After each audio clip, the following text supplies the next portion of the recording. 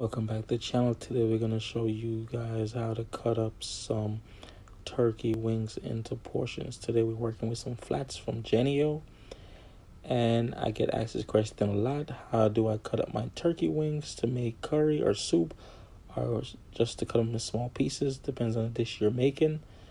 First, you definitely want to start with a cleaver, just because of the weight that's behind the knife, because the turkey bones are very hard. So you're definitely going to try to use a knife that have some weight. And first you want to go ahead, it's good to try to use the tip of the blade and try to chop the bone, try to do it back on both sides. And I definitely sharpened the knife before I made this video. It's just from beating these bones. These turkey bones are very hard, so it's good. I'm gonna invest in like a heavier cleaver and try to see if it will be easier. But I definitely sharpened this cleaver. And you just want to try to mark them on both sides and cut it.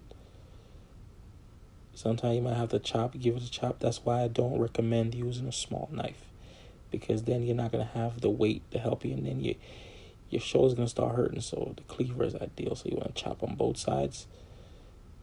Sometimes, like I said, sometimes you might have to chop 3 or 4 times.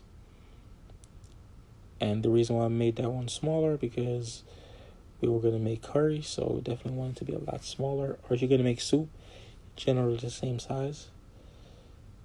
So yeah, it's one, because a lot of time you go to your local grocery store or your meat shop, the grocery store might not want to cut it for you because of safety issues, and the meat store might charge you. So it's good to know how to go home and do it yourself.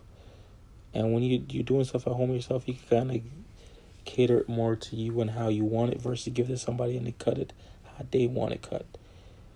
So that's definitely one of the benefits of cutting stuff at home for yourself. So like I said, sometime you're going to have to give it more of the chop, because these turkey bones are definitely harder. Like I said, the best way is just to aim. And don't hold it while you're aiming, because sometimes the knife direction changes. And you definitely don't want to cut your fingers off. So always safety first. So target where you want to fling the knife. Try to use it. There you go. And just cut through. And that's kind of how you cut up your turkey.